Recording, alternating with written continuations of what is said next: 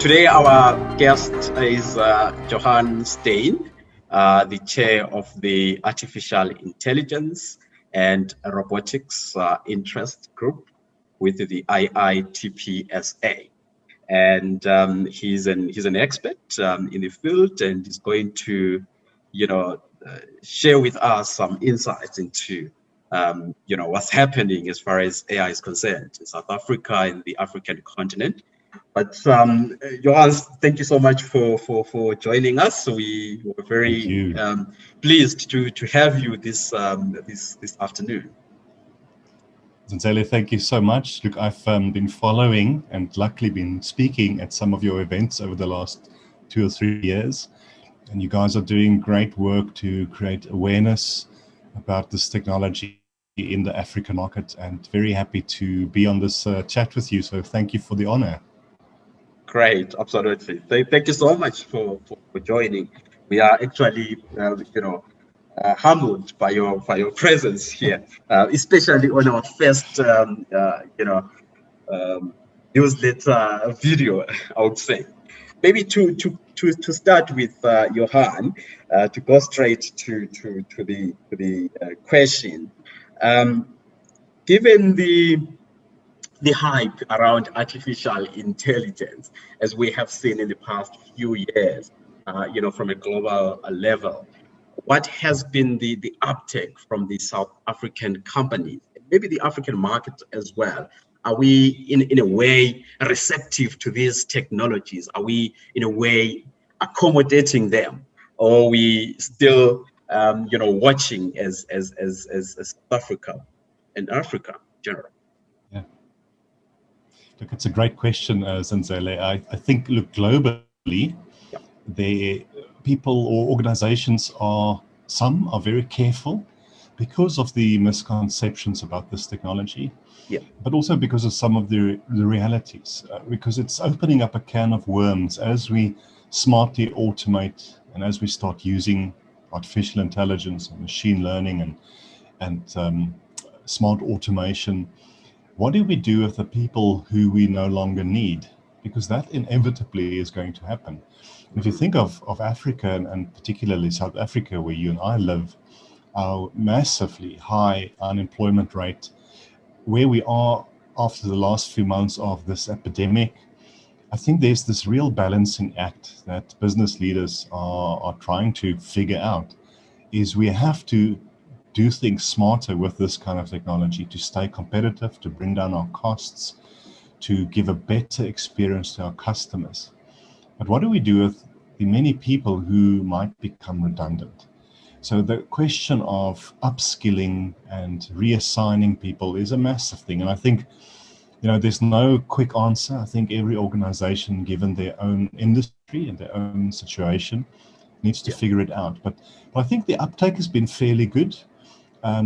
Because we have to. If you're an insurance company and all your competitors are quicker at helping their customers, or a bank or a telco, because of this technology and better understanding their customers, you have to do it yourself. So I think some do it almost like an insurance policy. We have to have it. But the benefits are immense if we do it right. So I think the uptake is there. Okay. I think this epidemic has increased the uptake as well. But there's a lot more we need to do around the people aspect of the result of this technology. Absolutely. You say something very interesting around the displacement of jobs due to this automation, I would say, given that we have got very unique challenges as the African continent, when you look at us from a developed world perspective, maybe their concern is about how to do things with ease, how to operate with efficiency and effectiveness. Probably our concerns are about things to do with creating jobs, unemployment rate. We have got challenges around diseases, challenges around starvation. And do you think AI will be in a way relevant? Yes. In a way effective in helping us solve some of these challenges, that have got, social I don't know, that are actually huge problems to our society in a way. Do you think AI will be very imperative in solving some of these, or we are going to see, unemployment skyrocketing, due to AI adoption and so on? It's a great question and relevant. I think Yeah. it's up to us, not the government, also the government, but us as people who work in the industry, business leaders and others. We still have time, and not a lot, but time to make sure we rein in this technology, not to get out of control. And unless it results in good for society, we're going to have massive problems. It can not only be about becoming richer and making more money as a bank or a big organization or a smaller organization, or even though there are great business benefits. But if we think of healthcare, which you mentioned, which is a topic near to my heart, another topic that I'm passionate about is education. Yes. We don't even know where this technology is going in the next 5 or 10 or 15 years. I sometimes wonder if our secondary and tertiary educational institutions have not already become somewhat redundant, because what are we training people for in a world by, in 4 or 5 years from now, when you have your honors as an accountant or whatever, Yeah. maybe the world has changed so much that you're already redundant in your skills. So I think there's a lot of people and thinkers locally who is talking about this. I don't think there is a common purpose or a pulling together of all these initiatives. Yeah. If we think of young children in rural areas, for instance, there's so many, and I've met so many of them, so many smart kids that, given the right opportunities, they can do amazing things, not just for their own livelihood and their families, but innovate things. What if the answer of HIV/AIDS is in some little girl or boy's head somewhere in Soweto, walking the dust streets? What if the answer of genetic re-engineering to make sure we don't get so sick from cancer and other diseases is in a little kid's head somewhere?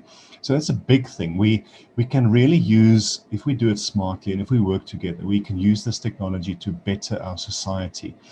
So is it going to be just a selfish gold rush for companies to make a lot of money and forget about the rest of us?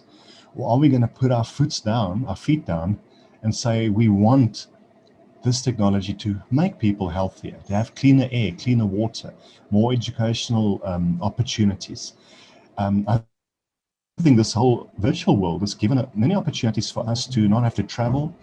We've got a fairly low income base, so I think we compete quite a lot with offshore centers like the Philippines or India and others. Imagine we can build a 10,000-seater offshore center for software development and for artificial intelligence and near a rural area where those kids are trained up. And I will not accept that that's a pipe dream or that it's not possible. Yeah. If we don't do it, the next 20 or 30 years will be horrible for us in this country.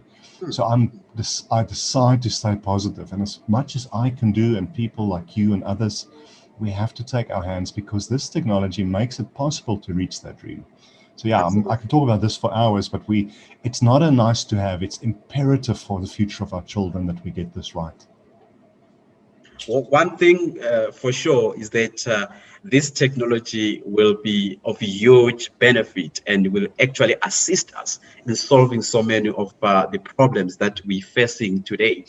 When COVID-19 started, we've seen a lot of hype and somewhat ubiquity around AI.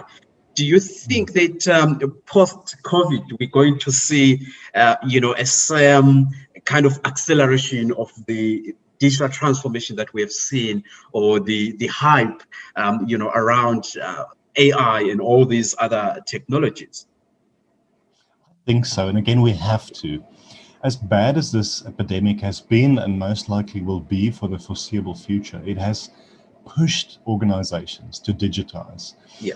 Organizations have been very reluctant to have people working from home, or to upskill the skills of their people, or to automate or digitize their businesses. Because it was kind of, it's like if your wife keeps on telling you need to fix the roof, and you keep on delaying. It's maybe a stupid metaphor. And then one day there's a massive storm, the roof falls in and everything is ruined. Then bet you the next day you're going to start fixing that roof. So we needed the roof to fall in and the pandemic did that.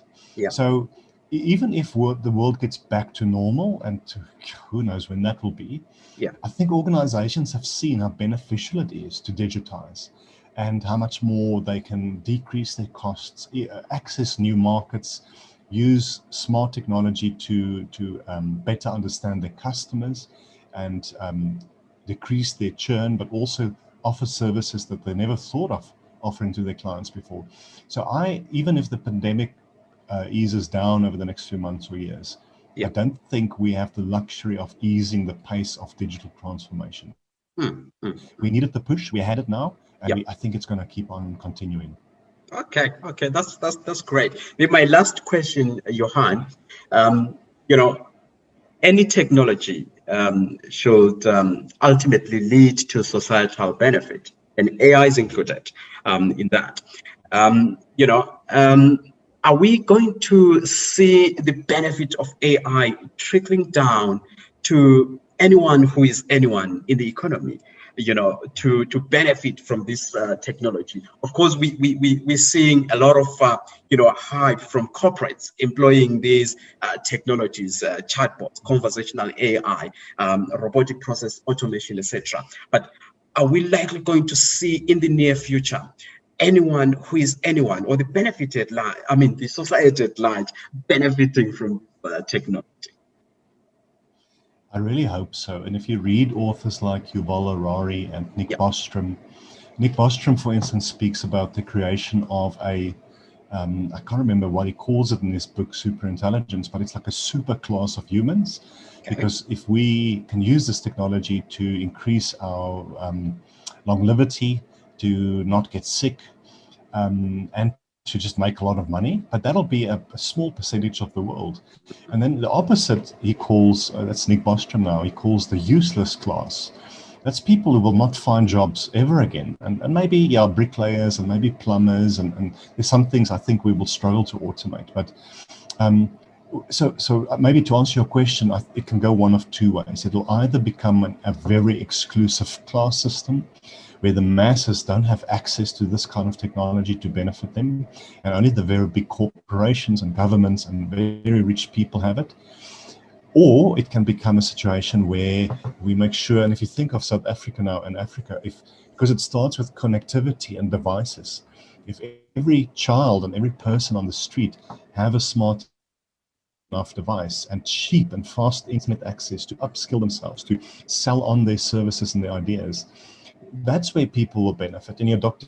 Jacques Ludic just recently published a book where he speaks extensively about this. Is it going to become, which is almost, I think, historically human nature, because I'd rather me and my little family have everything, you have nothing, which is unfortunately human nature, or is it going to become more altruistic? In other words, we're going to use this technology to make life better for others. And I'm a positive person about the future, but I think if it is the case where only a few benefit greatly to the absolute demise of the masses, we're going to see an upheaval in this world that we've never seen before, and we might destroy ourselves. So we have to make sure that every person can benefit from it.